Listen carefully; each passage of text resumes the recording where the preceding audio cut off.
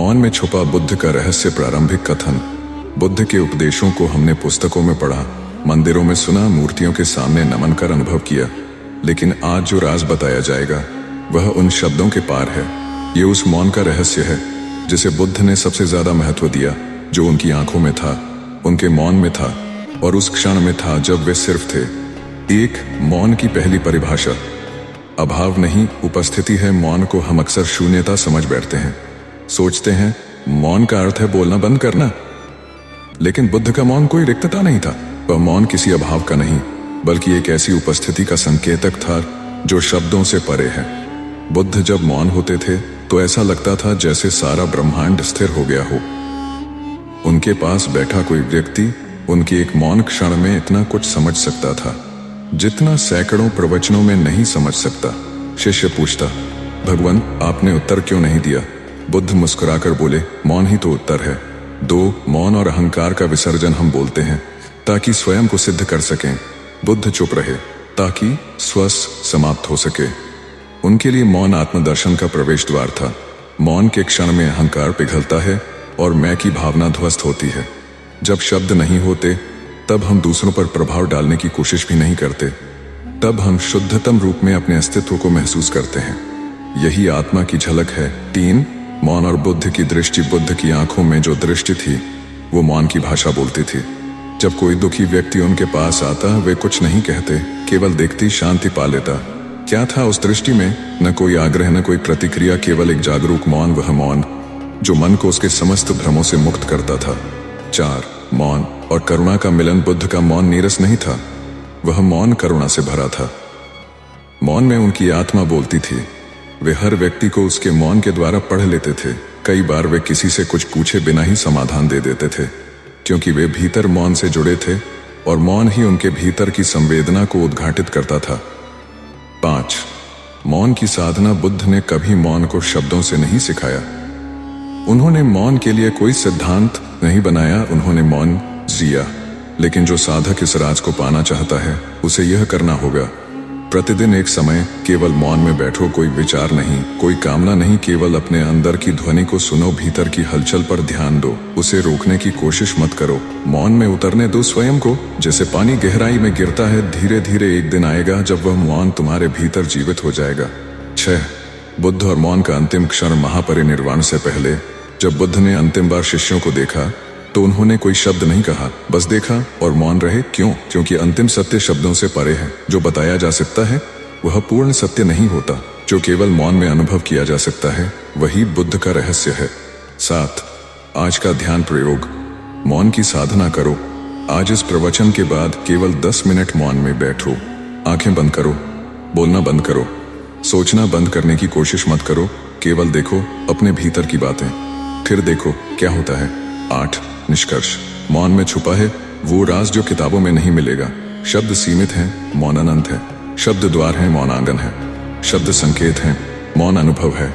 बुद्ध ने जितना मौन से सिखाया उतना शायद किसी ग्रंथ से नहीं सिखाया। यह मौन ही है जो उनके शिष्य आनंद को रुला देता था। यह मौन ही था जिसे देख महाकश्यप मुस्कुरा उठते थे, क्योंकि वही मौन, वही रहस्य है। बुद्ध का वो रहस्य जो किसी किताब में नहीं मिलेगा। प्रस्तावना।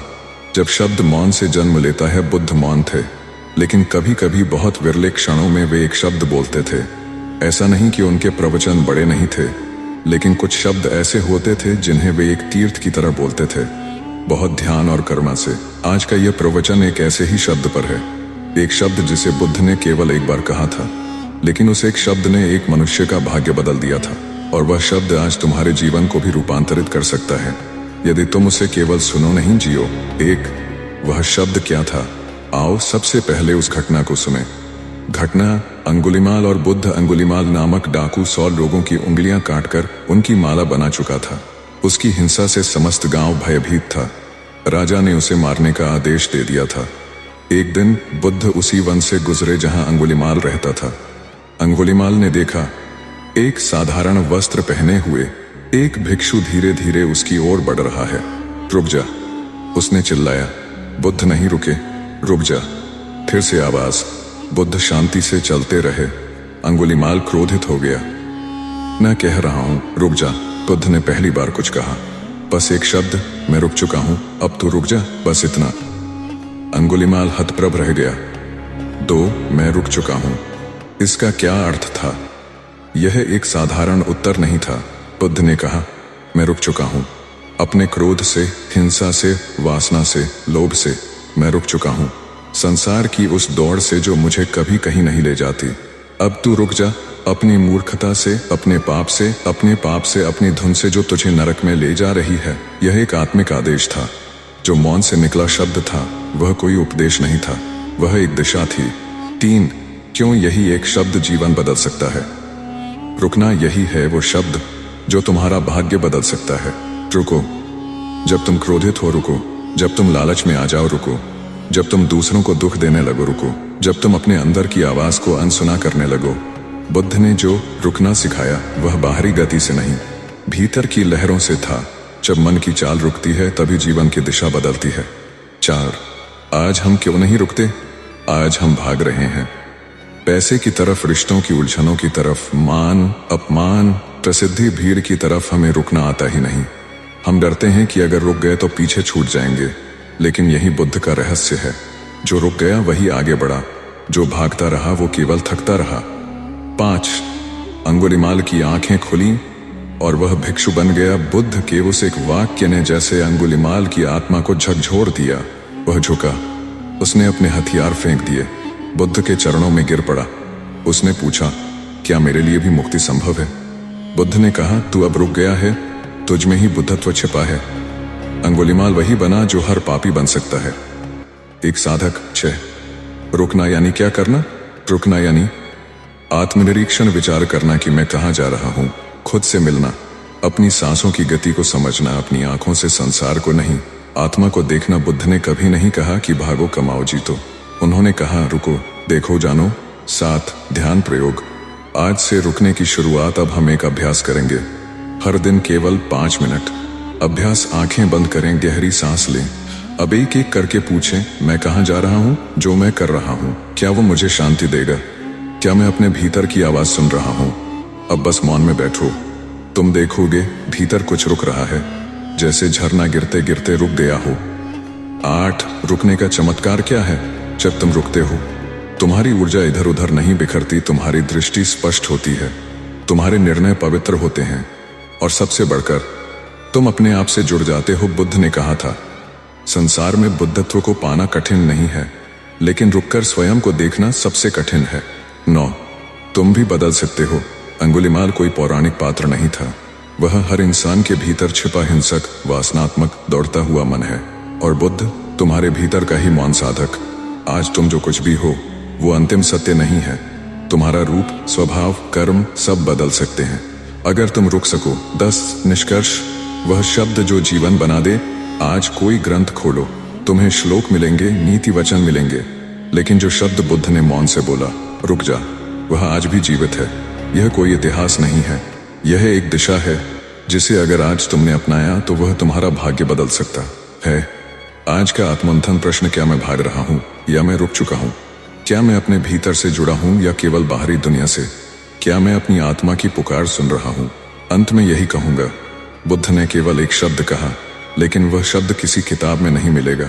वह शब्द है, रुक जा। और अगर तुमने उस शब्द को आत्मा से ग्रहण कर लिया तो वही बनोगे जो अंगुलिमाल बना, एक सजग आत्मा, एक साधक।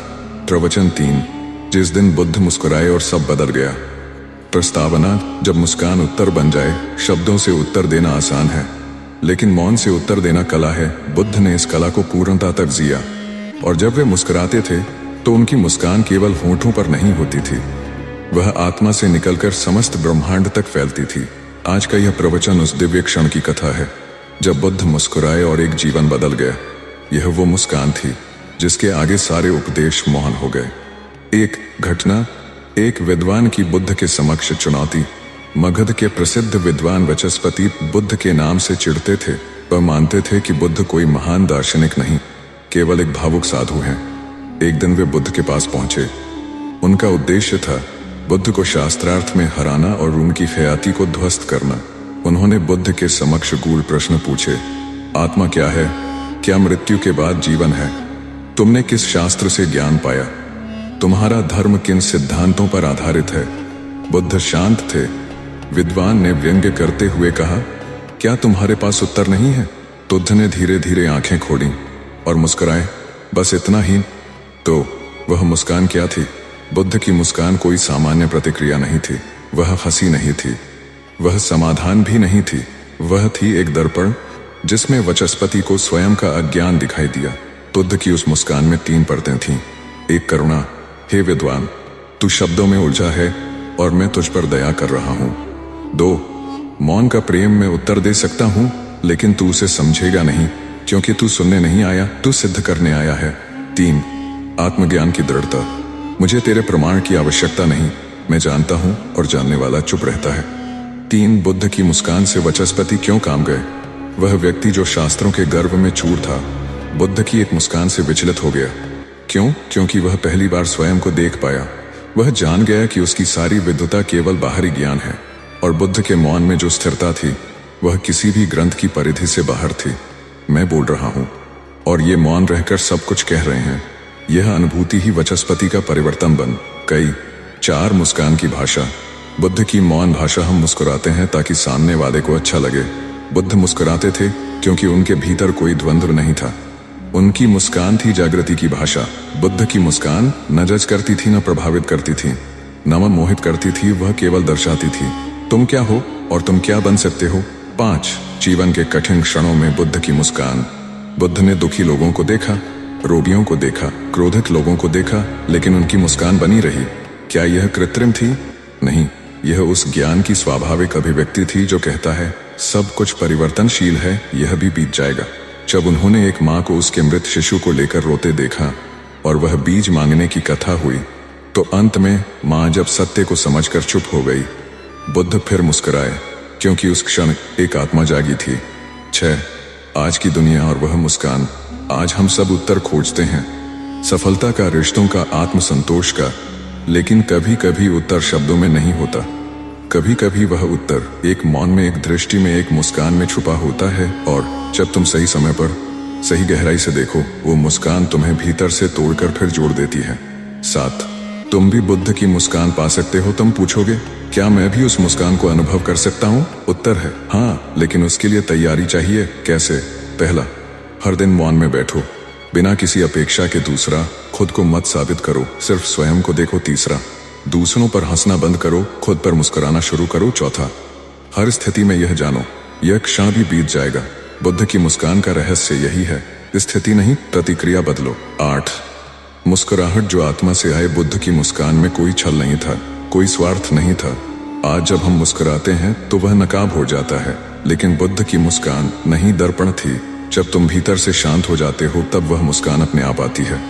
तब वह चेहरों को नहीं, आत्माओं को छूती है। 9, ध्यान प्रयोग।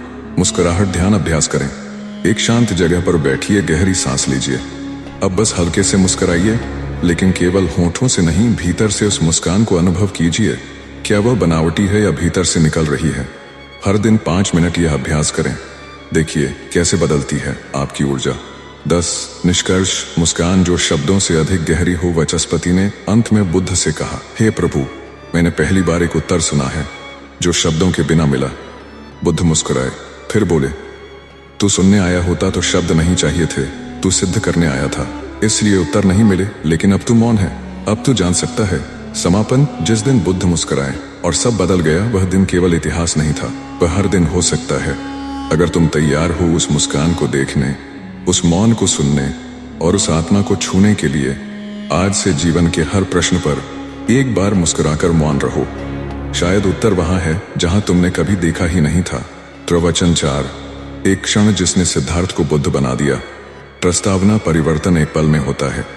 अभ्यास वर्षों में। जब कोई पूछता है कि बुद्ध कब बुद्ध बने, लोग तारीख या स्थान बताते हैं। बोध गया, पीपल वृक्ष के नीचे, वैशाख पूर्णिमा की रात।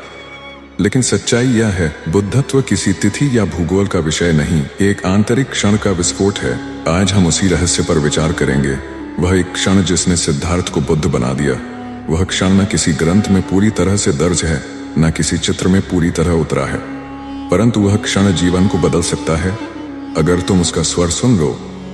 1, जब सिद्धार्थ ने देखा, संसार क्या है? सिद्धार्थ एक राजकुमार थे। सारे भौतिक सुख उन्हें सहज उपलब्ध थे, लेकिन जैसे ही उन्होंने 4 दृश्य देखे, वृद्ध व्यक्ति, रोगी, मृतक, सन्यासी, उनकी आंखें पहली बार भीतर की ओर मुड़ी। यहाँ बुद्ध बनने की शुरुआत नहीं हुई, परंतु यह जागरण का निमंत्रण था। 2 गृहत्याग से ज्ञान प्राप्ति तक सिद्धार्थ ने पत्नी, पुत्र, राजपाट सब छोड़ दिया। 6 वर्षों तक कठोर तप किए, भूखे रहे, अकेले रहे, मौन रहे, लेकिन ज्ञान नहीं आया। एक दिन उन्होंने नदी किनारे ध्यान किया।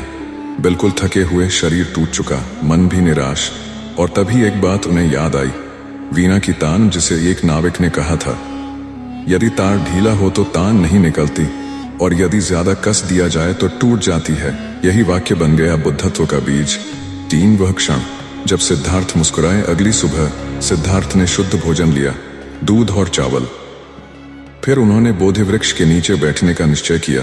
जब तक अंतिम सत्य नहीं पाऊंगा, यहां से नहीं उठूंगा। रात्रि गहराई, मन शांत हुआ, विचार धीरे धीरे शांत पड़े, और ठीक अंतिम प्रहर में एक क्षण आया, एक संपूर्ण मौन। ना कोई विचार, ना कोई स्मृति, ना कोई प्रश्न, सिर्फ शुद्ध उपस्थिति। वही क्षण था जहां सिद्धार्थ समाप्त हुए और बुद्ध प्रकट हुए। 4 उस क्षण में क्या घटा? उस क्षण अहंकार का अंत हुआ, मैं की भावना पूरी तरह विलीन हो गई। जीवन, मृत्यु, पुनर्जन्म, ब्रह्मांड सब एक ही ऊर्जा के रूप में अनुभव हुआ। यह कोई कल्पना नहीं थी, यह अनुभूति थी साक्षात्कार की, और इस साक्षात्कार में ही सिद्धार्थ बुद्ध बन गए। 5 क्या यह क्षण आज भी संभव है? हाँ, बुद्धत्व एक ऐतिहासिक घटना नहीं है, वह एक संभाव्यता है जो हर आत्मा में छिपी है। तुम्हारे भीतर भी वही पीपल वृक्ष है, वही मौन है, वही क्षण प्रतीक्षा कर रहा है जब तुम सारी खोजें छोड़कर बस हो जाओ। 6 क्यों हम उस क्षण तक नहीं पहुंच पाते? क्योंकि हम ज्यादा सोचते हैं, हम कुछ बनना चाहते हैं, हम छोड़ना नहीं चाहते, हम अपनी मैं की छाया से चिपके रहते हैं। सिद्धार्थ तभी बुद्ध बन पाए जब उन्होंने मैं साधक हूं, मैं खोज रहा हूं, यह विचार भी छोड़ दिया। छोड़ना ही राह है। 7 ध्यान प्रयोग, उस क्षण को आमंत्रित करने के लिए प्रयोग। मैं नहीं हूं। ध्यान, शांत जगह पर बैठिए, आंखें बंद कीजिए, अब मन में दोहराइए, मैं शरीर नहीं हूं, मैं विचार नहीं हूं, मैं स्मृति नहीं हूं, मैं भावना नहीं हूं। हर पंक्ति के बाद केवल मौन में ठहरिए। धीरे धीरे भीतर एक शून्यता उत्पन्न होगी, जहां तुम हो भी और नहीं भी, वही तुम्हारे अंदर का बोधि वृक्ष है। 8 वह क्षण का विज्ञान, बुद्धत्व का क्षण सदियों का परिणाम नहीं, बल्कि वर्षों की साधना से आया वह एक बिंदु है जहां सब कुछ जल गया। वह मनोवैज्ञानिक रूप से भी एक थ्रेशोल्ड ब्रेकिंग मोमेंट है, जहां मन की गति शून्य हो जाती है और तुम प्रकाशमय चैतन्य से भर जाते हो। 9 क्या बुद्ध ने उस क्षण के बाद कुछ कहा? जी हाँ, बुद्ध ने सबसे पहला वाक्य जो बोला वो था, अज्ञानी था, अब जान गया हूं। यह जानना भी शब्द नहीं था, बल्कि हो जाना था। उन्होंने किसी शास्त्र से कुछ नहीं सीखा था, उन्होंने जो जाना वह आत्मा की गहराई में डूबकर जाना। और यही कारण है कि उन्होंने कहा, अप दीपो भव, स्वयं दीपक बनो। 10 निष्कर्ष, वह एक क्षण जो आज भी वह उपलब्ध है, आज भी वह क्षण उपलब्ध है। तुम जहां हो, जैसे हो, अगर तुम अपने मैं को थोड़ी देर के लिए रख दो, तो उसी क्षण सिद्धार्थ से बुद्ध की यात्रा तुम्हारे भीतर भी शुरू हो सकती है। यह क्षण किसी किताब में नहीं मिलेगा, यह क्षण केवल तुम्हारे मौन में है। आज का आत्ममंथन प्रश्न, क्या मैं अभी भी खोज में हूं या खोया हुआ हूं? क्या मैंने कभी पूरी तरह रुककर खुद को देखा है? क्या मैं तैयार हूं मैं को छोड़ने के लिए? समापन, बुद्ध कोई व्यक्ति नहीं थे, वे एक अवस्था थे। वह अवस्था आज भी जीवित है, बस एक क्षण की दूरी पर। क्या तुम उस क्षण को आमंत्रित करने को तैयार हो? प्रवचन 5 जिस दिन बुद्ध ने मौन रखा और सारे उत्तर मिल गए। प्रस्तावना, जब मौन उत्तर बन जाए, कुछ प्रश्न ऐसे होते हैं जिनका उत्तर शब्दों में नहीं दिया जा सकता। कुछ सत्य ऐसे होते हैं जो बोलने से खो जाते हैं, जो अनुभूतियां केवल मौन में ही उगती हैं। बुद्ध के जीवन का एक विशेष दिन था जब उन्होंने कोई वचन नहीं दिया, कोई उपदेश नहीं दिया, केवल मौन रहे, और उसी दिन सैकड़ों लोगों के प्रश्नों का अंत हो गया। यह प्रवचन उस मौन की कथा है, उस मौन का रहस्य जो किसी किताब में नहीं मिलेगा, परंतु आत्मा को जगा सकता है। एक प्रश्नों का एक महासागर। बुद्ध जहां भी जाते थे, लोग प्रश्नों की झड़ी लगा देते थे। ईश्वर है या नहीं? आत्मा अमर है या नहीं? पुनर्जन्म सत्य है? मुक्ति का मार्ग क्या है?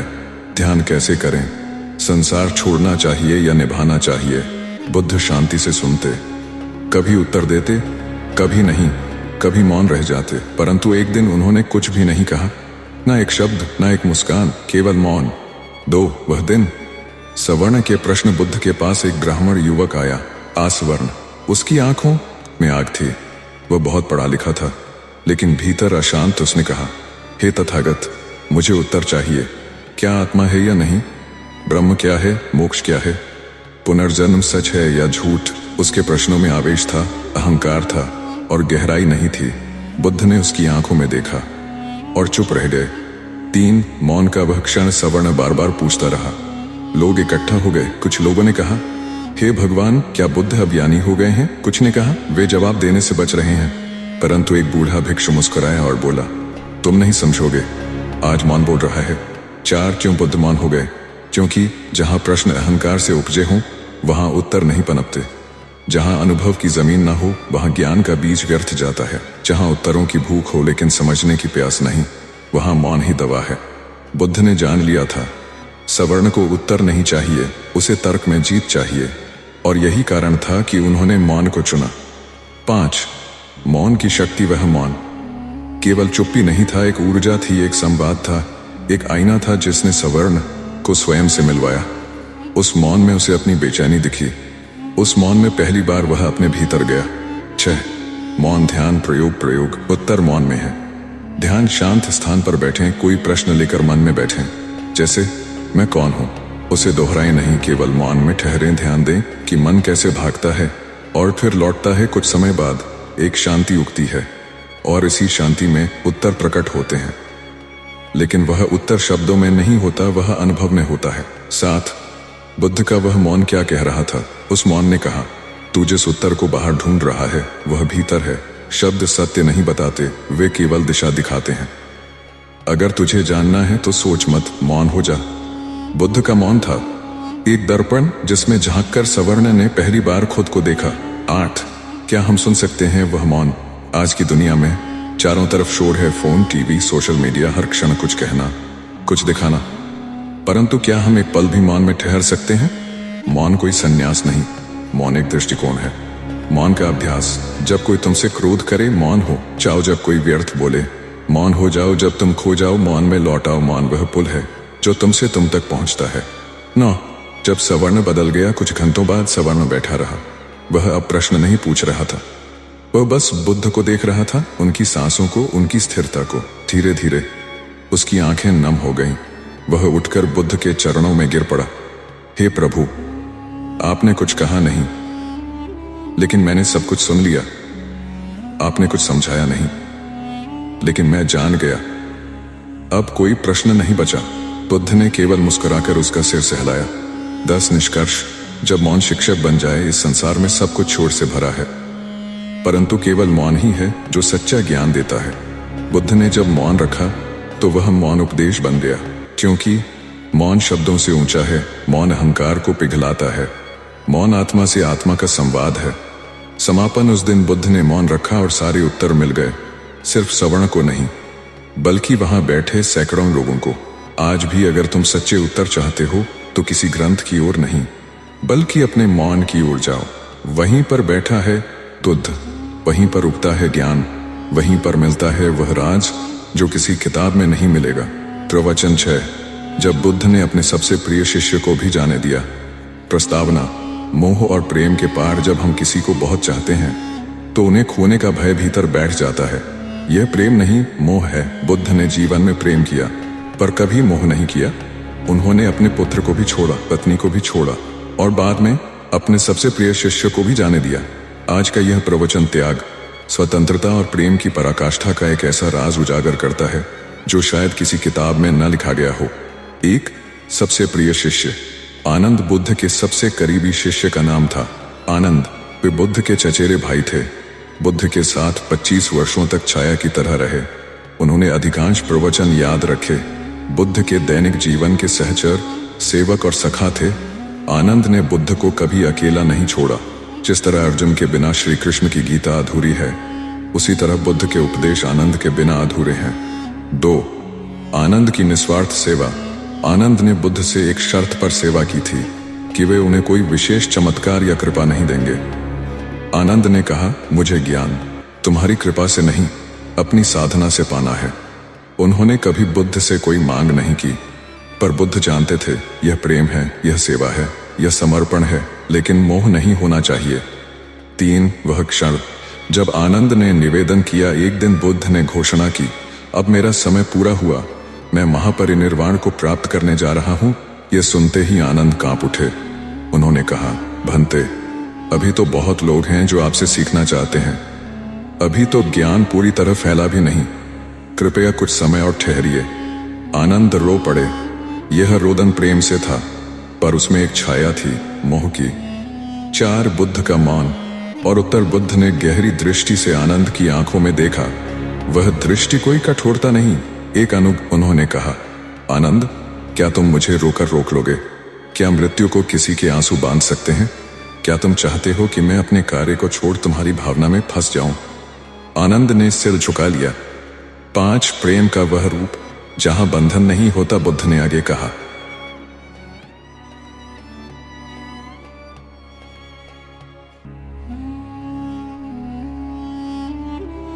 मैं अब भी तुम्हारे अनुरोध से रुक जाऊं तो यह प्रेम नहीं रहेगा, मोह बन जाएगा।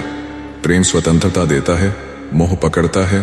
प्रेम उड़ने देता है, मोह बांधता है। बुद्ध ने यह राज प्रकट किया। वह जिससे तुम सबसे ज्यादा प्रेम करते हो उसे जाने देना सीखो, तभी तुम्हारा प्रेम शुद्ध होता है। 6 आनंद का टूटना और फिर जागना। बुद्ध के महापरिनिर्वाण की रात्रि आनंद ध्यान में बैठे। वह न रोए न बोले, केवल भीतर डूबे। सुबह हुई, बुद्ध पार हो चुके थे, पर जब सब रो रहे थे आनंद स्थिर थे। किसी ने पूछा, आनंद, क्या तुम दुखी नहीं? उन्होंने कहा, मैं दुखी था क्योंकि मैं बुद्ध को रोकना चाहता था, पर अब मैं जान गया, जो आता है वह जाता है। तो शरीर है वह मिटता है, पर जो सत्य है वह शाश्वत है, वह शांत। क्या बुद्ध आनंद से दूर हो गए? नहीं, बुद्ध कभी दूर नहीं जाते। जो उनके पास रहते हैं और उनमें चिपक जाते हैं, वे बुद्ध को खो देते हैं। जो उन्हें प्रेम करते हैं पर जाने देते हैं, बुद्ध उनमें जीवित रहते हैं। आनंद ने जब बुद्ध को जाने दिया, तभी बुद्ध उनमें उतर आए। 8 जीवन का पाठ। जाने देना ही सच्चा प्रेम है। हम रिश्तों को पकड़ना चाहते हैं, हम अपनों को रोकर रोकना चाहते हैं, हम हमेशा के लिए शब्द से चिपक जाते हैं, पर बुद्ध कहते हैं, जो आता है वह जाएगा, जो प्रिय है वह भी छूटेगा, जो चला गया वह दुख नहीं है, जो तुम्हारे भीतर से गया वह दुख है। 9 ध्यान प्रयोग। जाने देना प्रयोग।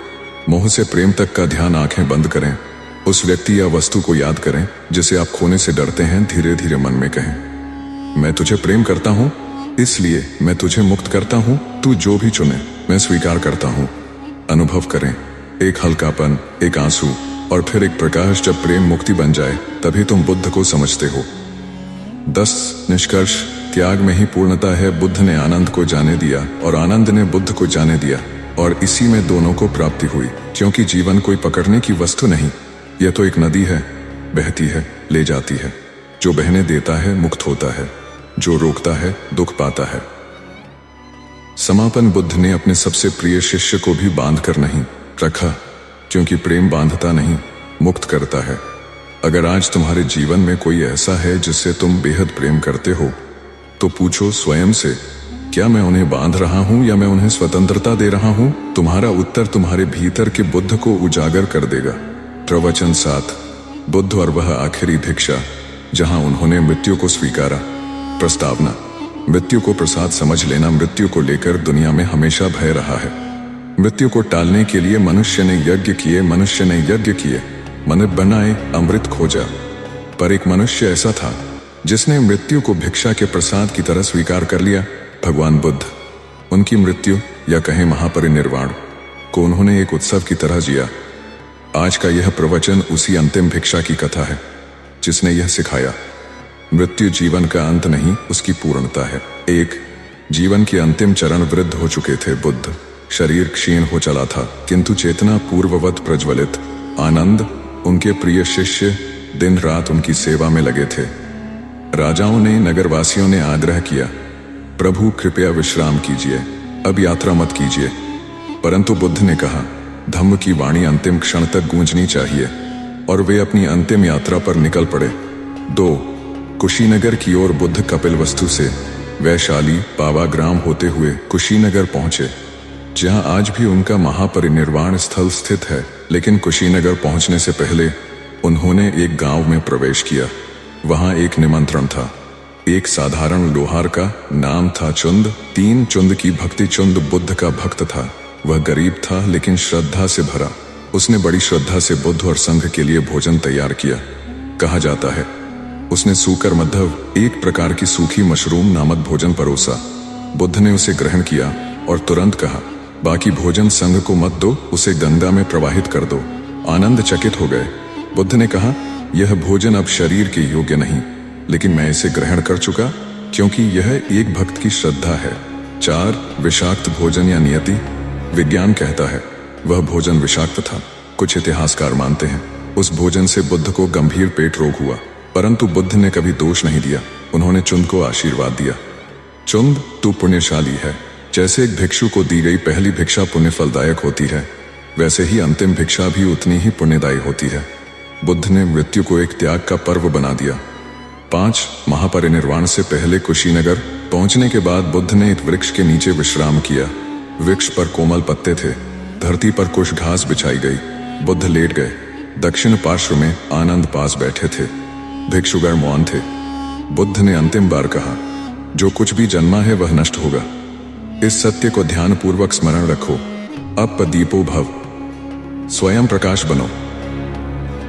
6 मृत्यु की स्वीकृति। बुद्ध ने मृत्यु को कभी शत्रु नहीं माना।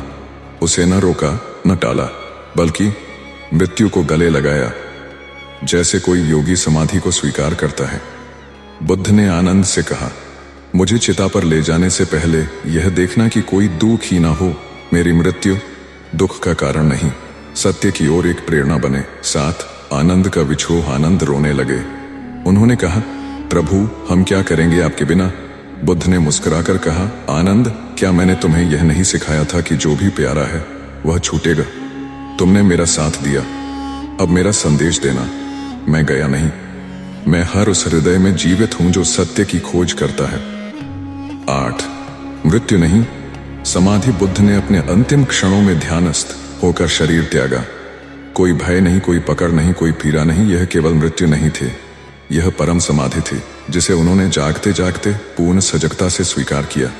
9 जीवन का सच्चा मंत्र। इस अंतिम भिक्षा से बुद्ध हमें यह सिखा गए, जो भी होता है वह कारण से होता है। जीवन जैसा दिया गया है वैसा ही मृत्यु को भी स्वीकारना चाहिए।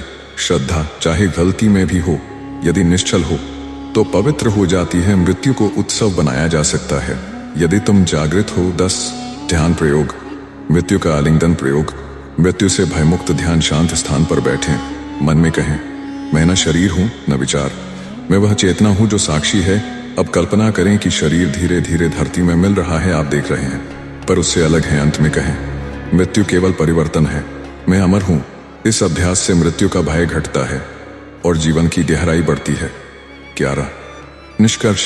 अंतिम भिक्षा का अंतिम राज। बुद्ध की अंतिम भिक्षा कोई त्रासदी नहीं थी, वह जीवन के अंतिम सत्य का उद्घाटन थी।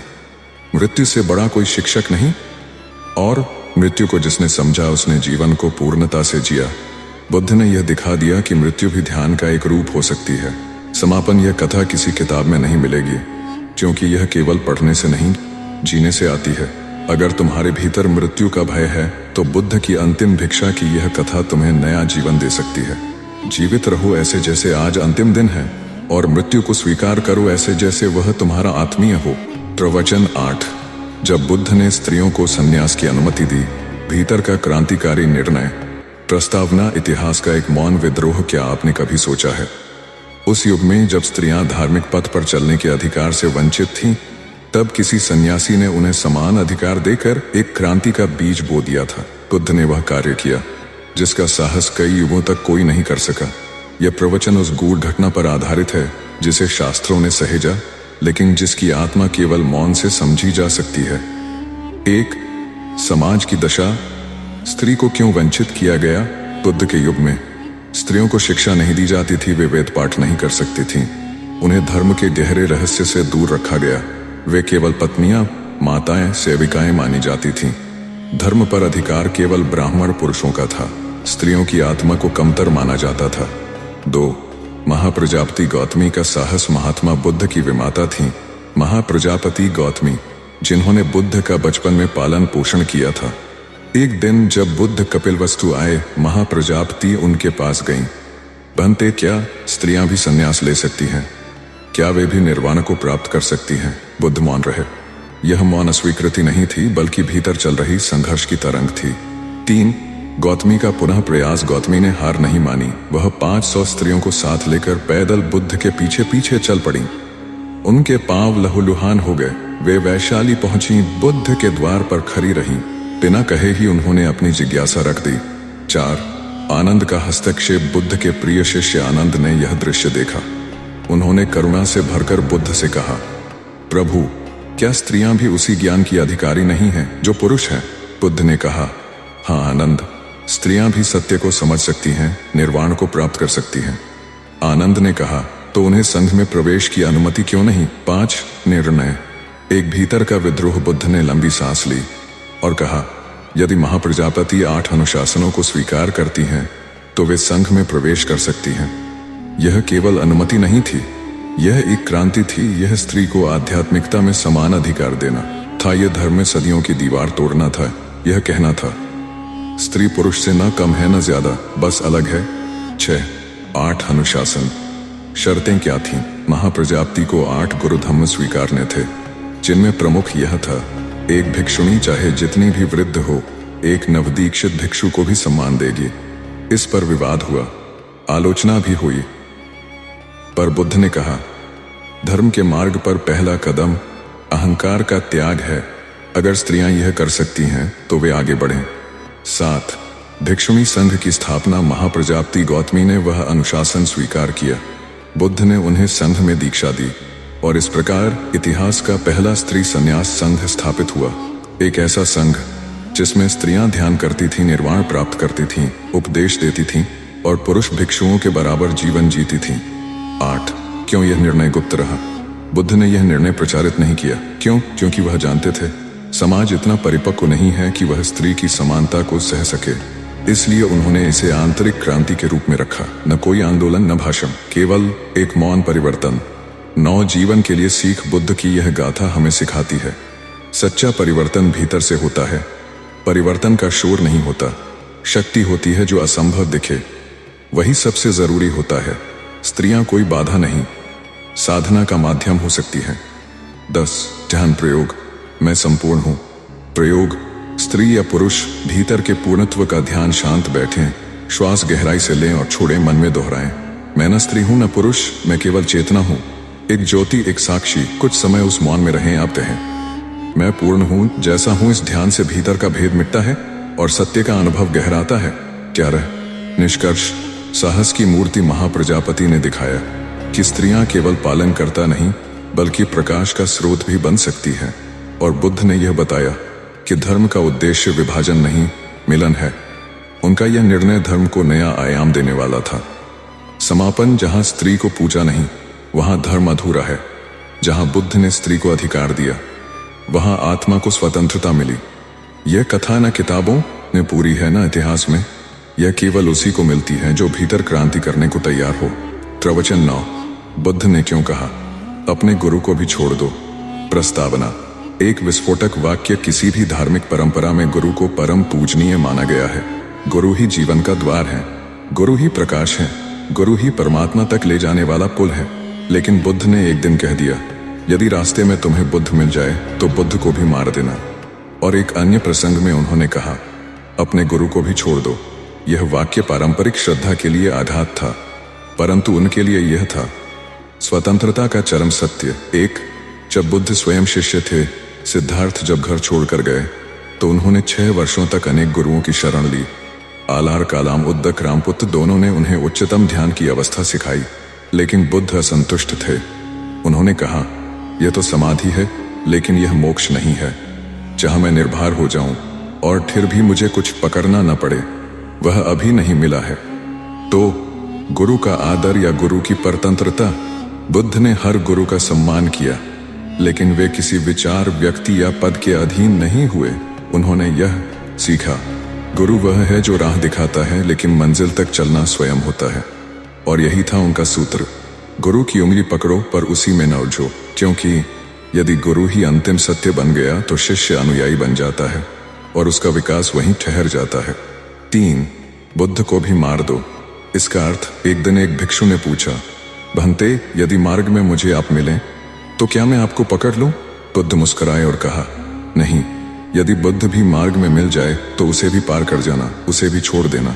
यहाँ मार दो का अर्थ है, आस्था से आगे बढ़ो, किसी भी बाहरी आकृति से चिपको मत, यहाँ तक कि तुम्हारे गुरु की छवि से भी नहीं। 4. स्वयं दीपक बनो। बुद्ध के अंतिम शब्द क्या थे? अप दीपो भव, अर्थात स्वयं दीपक बनो। वे यह नहीं बोले, मेरा अनुसरण करो, मेरे नाम पर धर्म बनाओ, मुझे ईश्वर मानो, बल्कि कहा, मुझे मत पकड़ो, मैं तो बस तुम्हारे भीतर की ज्योति को जगाने आया हूँ। 5. श्रद्धा और विवेक में संतुलन। श्रद्धा आवश्यक है लेकिन अंधश्रद्धा नहीं।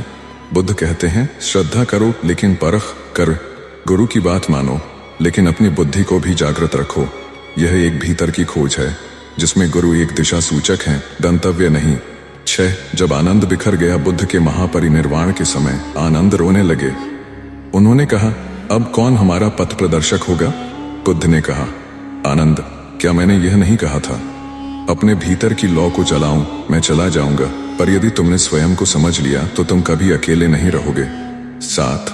गुरु के 5 रूप और उनके खतरे। बुद्ध के अनुसार गुरु के 5 स्तर होते हैं। शिक्षक, जो ज्ञान देता है, मार्गदर्शक, जो दिशा दिखाता है, प्रेरक, जो ऊर्जा भरता है, प्रतिबिंब, जो तुम्हारा ही आईना होता है, बाधा, जो कभी कभी तुम्हारे विकास को रोक देता है। यदि तुम समय पर गुरु से ऊपर नहीं उठे तो वही गुरु बंधन बन सकता है।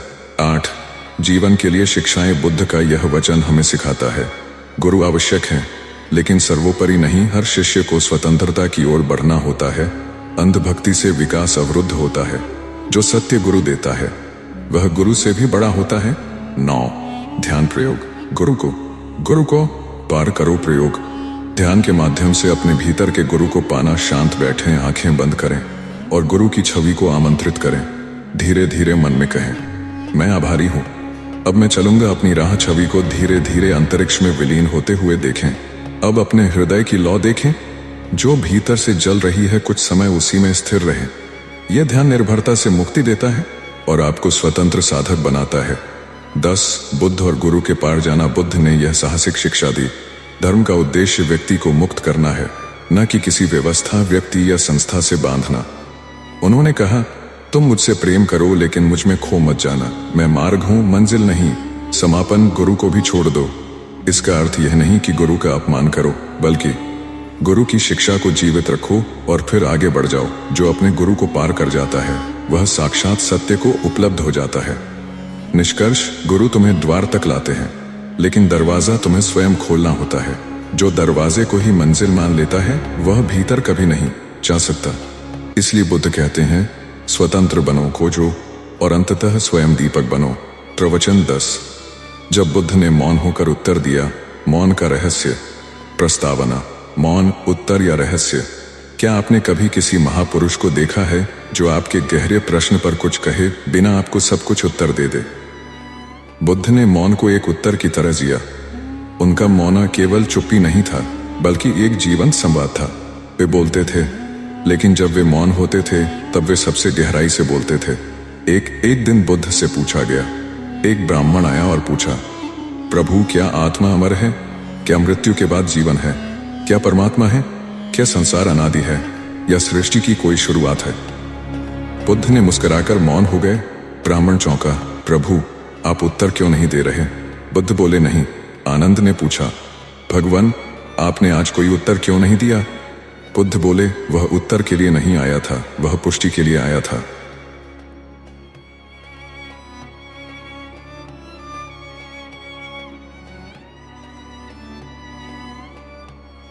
जब बुद्ध मौन हो जाते थे तो वे 3 चीजें करते थे। शब्दों से परे का इशारा, श्रोता की भीतरी चेतना को जगाना, आंतरिक उत्तर की यात्रा शुरू कर देना। बुद्ध का मौन एक प्रेरणा था कि तुम खुद उत्तर बनो। 3. मैं कहूंगा तो तुम बनाओगे सिद्धांत। बुद्ध ने कहा, अगर मैं कहूं कि आत्मा है तो तुम उसका मंदिर बना दोगे, अगर कहूं आत्मा नहीं है तो तुम नास्तिक हो जाओगे। तुम उत्तर को पकड़ लेते हो लेकिन खोज नहीं करते। इसलिए बुद्ध ने कहा, मैं उत्तर नहीं देता, क्योंकि मैं तुम्हें प्रश्न की गहराई में उतरने देना चाहता हूँ। 4 मौन, शब्दों के पार का स्पर्श मौन में। मन शांत होता है, विचार रुकते हैं, अहंकार गलता है और प्रत्यक्ष अनुभव होता है।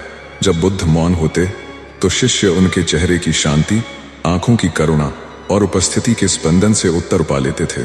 5 एक विशेष घटना। श्वेत कमल का फूल। एक दिन बुद्ध ने मौन प्रवचन दिया। उन्होंने कुछ नहीं कहा, सिर्फ हाथ में एक श्वेत कमल का फूल उठाया। सब भिक्षु मौन थे, सिवाय महाकश्यप के, जो हल्के से मुस्कुराया। बुद्ध ने कहा, महाकश्यप ने समझ लिया है, धर्म आज से वाणी से नहीं, मौन से संप्रेषित होगा। यही था जैन परंपरा का जन्म। 6 मौन के प्रकार। बुद्ध की दृष्टि से बुद्ध मौन को 4 प्रकारों में बांटते थे। डर का मौन, जब कहने का साहस नहीं, प्रतिक्रिया का मौन, जब क्रोध के कारण चुप हैं, आदत का मौन, जब अंदर कुछ नहीं, बोध का मौन, जब सब कुछ समझकर मौन हुए हैं। बुद्ध का मौन 4थे प्रकार का था। वह था संपूर्ण जागृति का मौन। 7 जब मौन उत्तर बन गया। एक बार एक तपस्वी ने पूछा, क्या ब्रह्मलोक वास्तविक है? बुद्ध मौन रहे। तपस्वी ने कहा, आप कुछ कहते क्यों नहीं? बुद्ध ने उत्तर दिया, अगर मैं कहूं हाँ तो तुम विश्वास कर लोगे, अगर मैं कहूं नहीं तो तुम विरोध करोगे। मैं मौन हूं क्योंकि तुम्हें अपने भीतर उत्तर खोजना है। 8 ध्यान प्रयोग। मौन को अनुभव करो। प्रयोग। मौन का द्वार खोलना। शांत स्थान पर बैठें, आंखें बंद करें और श्वास पर ध्यान दें। मन में कहें, मैं मौन हूं, मैं अनुभव हूं, मैं अनुभव हूं। जब विचार आए उन्हें रोके नहीं, बस देखें और जाने दें। थोड़ी देर बाद केवल मौन ही उत्तर है। इस ध्यान से बुद्ध की मौन भाषा खुलने लगती है। 9 मौन क्यों दुर्लभ है? आज का मन बोलने में व्यस्त है। हम प्रश्न पूछते हैं पर उत्तर सुनना नहीं जानते। हमें शब्दों से प्रेम है, मौन से डर। इसलिए बुद्ध का मौन आज भी रहस्य है। वह मौन आत्मा को सुनने की कला है। 10 जीवन के लिए शिक्षा। बुद्ध का मौन हमें सिखाता है, सभी उत्तर बाहर नहीं होते, मौन में भी संवाद संभव है। मौन तुम्हें सत्य के निकट लाता है। मौन से भीतर का गुरु जागता है। 11 मौन बनाम। मौनता। बुद्ध मौन थे लेकिन मौनता नहीं, उनकी उपस्थिति गूंजती थी। उनका मौन था करुणा से भरा, प्रकाश से युक्त, तुम्हारे हृदय से जुड़ता हुआ। वह मौन एक प्रसारण था ताकि तुम्हारा मौन उससे मिल सके। समापन। मौन ही बुद्धत्व है। जहां वाणी समाप्त हो जाती है वहीं सत्य आरंभ होता है। जहां प्रश्न गिरते हैं वहीं उत्तर उगते हैं। जहां शब्द मौन हो जाएं वहीं बुद्ध तुम्हारे भीतर प्रकट होता है। बुद्ध का मौन किसी किताब में नहीं मिलेगा, वह मिलेगा केवल तुम्हारे मौन में। प्रवचन 11 बुद्ध का रहस्यपूर्ण हंसना। जब कोई प्रश्न नहीं बचता, प्रस्तावना हंसी जो सब कुछ कह देती है। क्या आपने कभी ऐसा हंसना देखा है जो किसी सवाल का जवाब हो लेकिन शब्दों से कहीं ज्यादा गहरा, जो आपकी पूरी जिंदगी की उलझनों को चुटकी में सुलझा दे? बुद्ध का हंसना ऐसा ही था। उनकी हंसी में एक अद्भुत रहस्य छुपा था, एक ऐसा रहस्य जो शब्दों में नहीं समाता। 1 बुद्ध का हंसना क्यों था अलग? बुद्ध जब हंसते थे तो वह केवल मनोरंजन के लिए नहीं था। उनकी हंसी ज्ञान से भरी होती थी, गहराई में छुपे सच को उजागर करती थी, प्रश्नों को खत्म कर देती थी और तनाव को मुक्त कर देती थी। कई बार शिष्यों ने उनकी हंसी पर प्रश्न किया तो उन्होंने कहा, जब कोई असली प्रश्न नहीं बचता तब हंसना ही उत्तर होता है। तो एक प्रसिद्ध घटना। बुद्ध की हंसी। एक बार एक विद्वान ब्राह्मण ने बुद्ध से पूछा, क्या संसार का निर्माण हुआ है या नहीं? यह प्रश्न इतना उलझा हुआ था कि कोई भी सही उत्तर नहीं दे पा रहा था। बुद्ध ने सुनकर हल्की हंसी। शिष्य बोले, भगवान आपने क्यों हंसा? बुद्ध ने कहा, यह प्रश्न एक जाल है जहां प्रश्नकर्ता और उत्तरदाता दोनों उलझे रहते हैं। उस जाल से बाहर निकलो, वहां से हंसी ही निकलती है। 3 हंसी का दार्शनिक अर्थ। बुद्ध की हंसी थी उल्लंघन की हंसी, उस जटिलता की जो हम खुद बनाते हैं। मुक्ति की हंसी, उस बंधन की जो अज्ञानता के कारण लगता है। प्रेम की हंसी, जो सब कुछ स्वीकार करती है बिना लड़ाई के। ये हंसी थी जैसे तुम्हारे प्रश्न इतने भारी हैं पर उनके जवाब इतने सरल। 4 जीवन में बुद्ध की हंसी का महत्व। हम अक्सर जीवन की जटिलताओं में फंस जाते हैं, रिश्ते, काम, सामाजिक अपेक्षाएं, भय और तनाव। बुद्ध की हंसी हमें बताती है, थोड़ा हल्का हो जाओ, जीवन को सरलता से देखो, कुछ चीजें इतनी गंभीर नहीं जितनी तुम सोचते हो। 5 हंसी और जागरूकता। जागरूकता का अर्थ है किसी भी परिस्थिति को बिना प्रतिक्रिया के देखना। बुद्ध की हंसी में यही जागरूकता झलकती थी। वह हंसी जब आती थी तब कोई डर या क्रोध नहीं होता था। वह हंसी होती थी जब तुम पूरी तरह से वर्तमान में रहते हो। 6 हंसी का अभ्यास, खुद को हल्का करने की कला प्रयोग। बुद्ध की हंसी का अभ्यास। जब भी कोई तनाव या डर आए, गहरी सांस लें, अपने अंदर एक हल्की मुस्कान लाएं, सोचें यह सब जीवन का खेल है। अपनी हंसी को बाहर निकालें, चाहे वह धीमी मुस्कान हो या खुली हंसी। कुछ देर इस हल्केपन को महसूस करें। यह अभ्यास तनाव को कम करता है और जीवन की समस्याओं को सरल बनाता है। 7 शिष्य आनंद की हंसी। आनंद बुद्ध के सबसे प्रिय शिष्य अपने गुरु की हंसी से बहुत प्रभावित था। एक बार उसने पूछा, भगवान, आपकी हंसी का रहस्य क्या है? बुद्ध ने कहा, जब मैं देखता हूं कि सब कुछ क्षण भंगुर है और फिर भी सब कुछ इतना प्यारा है, तब मेरी हंसी खिल उठती है। 8 हंसी जो सीमाओं को तोड़ती है। बुद्ध की हंसी में जाति, धर्म, भेद सब मिट जाते थे। भय और लालच की दीवारें गिर जाती थीं। लोग एक दूसरे के करीब आ जाते थे। यह हंसी थी सभी बंधनों को तोड़ने वाली, सभी मतभेदों को खत्म करने वाली। 9 जीवन के लिए शिक्षा। बुद्ध की हंसी हमें सिखाती है जीवन को गंभीरता से लेना ठीक है, पर उससे ज्यादा जरूरी है जीवन की हल्केपन को समझना, मुस्कुराना, हंसना और खुलकर जीना। 10 समापन। हंसी जो ज्ञान है। जब तुम्हारे मन में सारे प्रश्न खत्म हो जाएं, जब तुम्हें सब कुछ समझ आ जाए, तब तुम्हें बुद्ध की हंसी सुनाई देगी। वह हंसी है जो तुम्हें जीवन की सबसे बड़ी सीख देगी। प्रवचन 12 बुद्ध का सत्य दुख क्यों है और उससे कैसे मुक्त हों। प्रस्तावना। जीवन का सबसे बड़ा प्रश्न दुख। हम सबके जीवन में दुख आता है, पर क्या आपने कभी सोचा है दुख क्यों होता है? क्या इसका कोई कारण है और क्या हम इससे मुक्त हो सकते हैं? बुद्ध ने अपने जीवन के अनुभव से इस सवाल का गहरा और अनोखा जवाब दिया।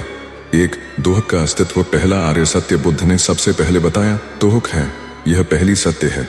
समुदय दुख है, जन्म, बुढ़ापा, बीमारी, मृत्यु, ये सब दुख के रूप हैं। 2 दुख के कारण। दूसरा आर्य सत्य दुख का कारण है तृष्णा यानी लालसा या चाहत। हम चाहते हैं कि सब कुछ हमारा हो, हम चाहते हैं कि सब कुछ स्थायी रहे, लेकिन संसार अस्थायी है। इस असंगति से दुख उत्पन्न होता है। 3 दुख की समाप्ति। तीसरा आर्य सत्य बुद्ध ने कहा, दुख की समाप्ति संभव है। यह तब होता है जब हम तृष्णा को छोड़ देते हैं, जब हम इच्छाओं से मुक्त हो जाते हैं, तब दुख भी खत्म हो जाता है। 4 दुख से मुक्ति का मार्ग। चौथा आर्य सत्य दुख से मुक्ति के लिए बुद्ध ने बताया मध्य मार्ग, एक संतुलित जीवन शैली जो न तो अत्यंत भोग है न कठोर तप, और इसका पालन करना है।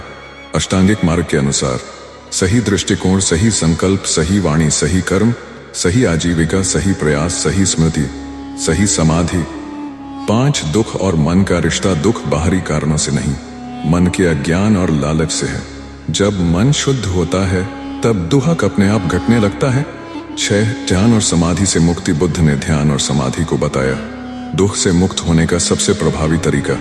ध्यान से मन शांत होता है, तृष्णा कम होती है और अंततः निर्वाण की स्थिति मिलती है। 7 जीवन में दुख का स्वागत। दुख को ना तो भगाएं ना उसमें फंसें। बुद्ध ने कहा, दुख को स्वीकारो, उसे समझो और उससे ऊपर उठो। यह स्वीकार्यता ही सबसे बड़ी शक्ति है। 8 ध्यान प्रयोग। दुख का निरीक्षण। जब दुख आए उसे दबाएं नहीं, बैठकर उसे ध्यान से देखें।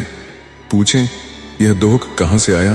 क्या यह स्थायी है? इसे समझते हुए शांति बनाए रखें। धीरे धीरे आप पाएंगे दुख कम होता जाएगा। 9 जीवन के लिए शिक्षा। बुद्ध का दुख का ज्ञान हमें सिखाता है दुख है, इसका सामना करो, दुख का कारण जानो, उसे मिटाओ, संतुलित जीवन जियो, ध्यान से मन को शुद्ध करो, मुक्त हो जाओ। समापन। दुख से मुक्ति ही बुद्धत्व है। जब तुम्हारे मन से तृष्णा हट जाएगी, दुख अपने आप छूमंतर हो जाएगा, तब तुम बुद्ध बन जाओगे, क्योंकि बुद्ध का अर्थ ही है जागृत। प्रवचन 13 बुद्ध और करुणा, दिल से जुड़ने का रहस्य। प्रस्तावना। करुणा बुद्ध की सबसे बड़ी शक्ति। बुद्ध की शिक्षाओं में करुणा की महत्ता सर्वोपरि है। करुणा केवल दूसरों के प्रति दया नहीं, बल्कि एक गहरा हृदय संबंध है जो हमें सभी जीवों से जोड़ता है। 1 करुणा का अर्थ और उसकी गहराई। करुणा का अर्थ है दूसरों के दुख को समझना और उसे दूर करने का प्रयास करना। यह केवल भावनात्मक सहानुभूति नहीं, बल्कि एक सक्रिय भावना है जो सेवा और मदद की प्रेरणा देती है। 2 बुद्ध का करुणा दृष्टिकोण। बुद्ध ने कहा, जब तुम दूसरों के दुख को अपने दुख की तरह समझोगे, तब तुम करुणा के सच्चे अर्थ को जान पाओगे। करुणा से जीवन में प्रेम, शांति और संतुलन आता है। 3 करुणा और आत्मा का रिश्ता। करुणा से हमारा आत्मिक विकास होता है। हम अपने अहंकार को छोड़ते हैं, दूसरों के प्रति सहानुभूति बढ़ती है, अंतःकरण खुलता है। यह आध्यात्मिक उन्नति का सबसे सुंदर मार्ग है। 4 करुणा के बिना ज्ञान अधूरा है। बुद्ध कहते हैं, यदि ज्ञान में करुणा नहीं है तो वह ज्ञान अधूरा है, और यदि करुणा बिना ज्ञान के है तो वह अंधकार है। इसलिए करुणा और ज्ञान दोनों साथ साथ चलना चाहिए। 5 करुणा का अभ्यास। ध्यान और करुणा का अभ्यास। एकांत में बैठकर ध्यान लगाएं। अपने हृदय में करुणा का बीज बोएं। सोचें उन सभी जीवों के लिए जो दुखी हैं, उन्हें सुख और शांति की कामना करें। इस भावना को बढ़ाते हुए बाहर दुनिया में फैला दें। 6 करुणा से जुड़ी एक घटना। एक बार बुद्ध ने देखा एक बूढ़ा आदमी जो बहुत कष्ट में था। बुद्ध ने उसकी सहायता की बिना किसी भेदभाव के। यह करुणा का सच्चा रूप था, जहां मदद देने में कोई स्वार्थ नहीं होता। 7 करुणा और दया में अंतर। दया होती है, मैं तुम पर तरस खाता हूं। करुणा होती है, मैं तुम्हारे दुख को समझता हूं और तुम्हें उससे मुक्त करना चाहता हूं। करुणा वह शक्ति है जो हमें एकता की अनुभूति कराती है। 8 करुणा का फल। जीवन में खुशहाली। करुणा से हमारा मन शांत होता है, रिश्ते मधुर होते हैं, जीवन में आनंद बढ़ता है, समाज में शांति फैलती है। 9 जीवन के लिए शिक्षा। बुद्ध की करुणा हमें सिखाती है, दूसरों के दुख को समझो, करुणा से जुड़ो, सेवा करो बिना किसी अपेक्षा के, प्रेम को जीवन का मार्ग बनाओ। समापन। करुणा बुद्धत्व का प्रकाश। जहाँ करुणा है वहाँ बुद्धत्व है, और जहाँ बुद्धत्व है वहाँ शांति और आनंद है। प्रवचन 14 बुद्ध का ध्यान। मन को कैसे करें वश में। प्रस्तावना। जीवन में शांति पाने की सबसे बड़ी बाधा है मन का असंतुलन। हमारा मन कई बार हमारा सबसे बड़ा दुश्मन बन जाता है। वह अनवरत चलती रहती है, अक्सर हमें थका देती है, तनाव में डाल देती है। बुद्ध ने अपने अनुभवों और ध्यान के माध्यम से हमें एक ऐसा रास्ता दिखाया जिससे हम मन को नियंत्रित कर सकते हैं। ध्यान वही मार्ग है जो मन के जंगल को काबू में लाकर शांति, स्थिरता और अंततः मुक्ति प्रदान करता है। मन की प्रकृति और उसकी बाधाएं। मन अपने स्वभाव से चंचल, अनियमित और क्षणभंगुर है। यह हमें एक जगह टिकने नहीं देता। कई बार यह ऐसी उलझनों में फंस जाता है जिन्हें हम समझ नहीं पाते। बुद्ध ने मन की इस चंचलता को बाघ के समान बताया है, जिसे यदि वश में न किया जाए तो वह विनाशकारी हो सकता है। मन में चलने वाले विचार, भावनाएं और कल्पनाएं हमें भ्रमित कर देती हैं, जिससे हम जीवन के वास्तविक सुख से दूर हो जाते हैं। ध्यान का महत्व। ध्यान एक प्रक्रिया है जिसके द्वारा हम मन को नियंत्रित करते हैं। ध्यान केवल आंखें बंद करके बैठने की क्रिया नहीं है, बल्कि वह पूर्ण जागरूकता है जिसमें हम अपने मन और शरीर के हर पहलू को स्वीकार करते हुए उसे स्थिर करते हैं। ध्यान के बिना मन की चंचलता पर काबू पाना लगभग असंभव है। ध्यान के प्रकार। बुद्ध ने ध्यान के 2 प्रमुख रूपों का उल्लेख किया। समथि, शांत मन की अवस्था, जिसमें हम अपने मन को एकाग्र करते हैं और शांति की अवस्था में प्रवेश करते हैं। विपश्यना, गहन अंतर्दृष्टि, जिसमें हम अपने मन और संसार के वास्तविक स्वरूप को देखते हैं और समझते हैं। समथि और विपश्यना साथ साथ चलते हैं और मन को नियंत्रित करने के लिए आवश्यक है। ध्यान के अभ्यास की विधि। ध्यान प्रारंभ करने के लिए शारीरिक और मानसिक तैयारी आवश्यक है। एक शांत और साफ जगह चुनें। आरामदायक आसन लें, जैसे पद्मासन या सुखासन। आंखें बंद करें और गहरी नियंत्रित सांस लें। सांसों पर ध्यान केंद्रित करें, उसे महसूस करें। जब मन भटकता है तो बिना चिंता के उसे वापस सांसों पर लाएं। ध्यान के दौरान आने वाले विचारों को ना रोकें, बल्कि उन्हें देखना सीखें। मन को वश में करने के सिद्धांत। बुद्ध ने मन को नियंत्रित करने के लिए 4 महत्वपूर्ण सिद्धांत बताए हैं। सावधानी, स्मृति, हमेशा जागरूक रहें कि मन क्या कर रहा है। स्वीकार्यता, मन की हर अवस्था को बिना प्रतिक्रिया के स्वीकार करें। छुटकारा, नकारात्मक विचारों और भावनाओं को जाने दें। लगातार अभ्यास, नियमित ध्यान से मन में स्थिरता आती है। मन के विकार और उनका नियंत्रण। मन में कई बार गुस्सा, लालच, मोह, द्वेष और भय जैसे विकार उत्पन्न होते हैं। ये विकार हमें दुखी करते हैं और ध्यान में बाधा डालते हैं। ध्यान के माध्यम से हम इन विकारों की पहचान करते हैं और उन्हें नियंत्रित करना सीखते हैं। बुद्ध ने इन विकारों को आशय कहा है, जिन्हें समझकर और उनसे मुक्त होकर हम मन को शुद्ध कर सकते हैं। ध्यान और आत्मसंयम। ध्यान आत्मसंयम का आधार है। आत्मसंयम से हमारा मन शुद्ध होता है और हम अपने वासनाओं पर नियंत्रण प्राप्त करते हैं। जब हम गुस्से या लालच पर नियंत्रण रखते हैं तो हमारा मन अधिक स्थिर और शांति से भरपूर होता है। ध्यान के लाभ। मानसिक शांति, तनाव और चिंता दूर होती है, सहजता, मन स्थिर होता है, निर्णय लेने में स्पष्टता आती है, स्वास्थ्य, शारीरिक और मानसिक स्वास्थ्य में सुधार होता है, आध्यात्मिक विकास, आत्मज्ञान और मुक्ति की ओर बढ़ावा मिलता है। ध्यान की दैनिक जीवन में भूमिका ध्यान केवल बैठकर करने की क्रिया नहीं है, बल्कि इसका प्रभाव दैनिक जीवन पर भी पड़ता है। जब हम मन को वश में कर लेते हैं तो हमारे कार्य, संबंध और सोच में सकारात्मक बदलाव आता है।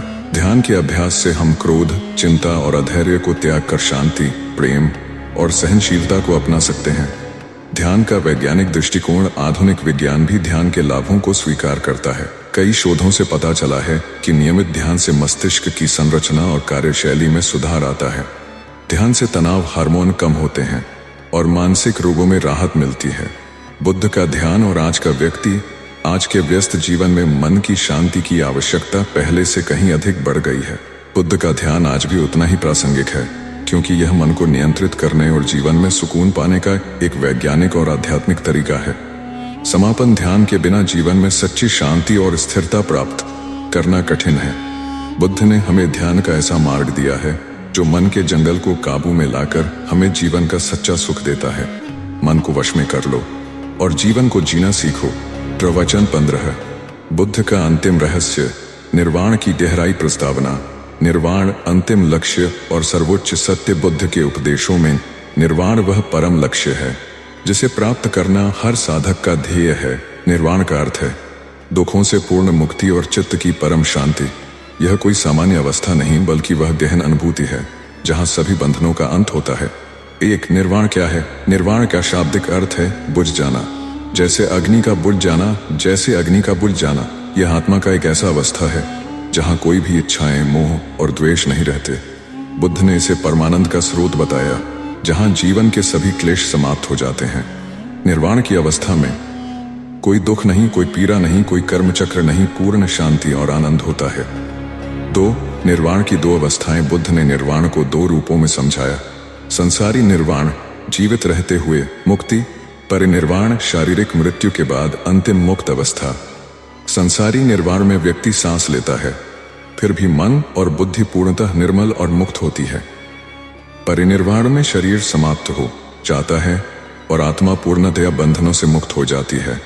3. निर्वाण और दुख का अंत। बुद्ध के अनुसार दुख का मूल कारण है इच्छा, तृष्णा और मोह।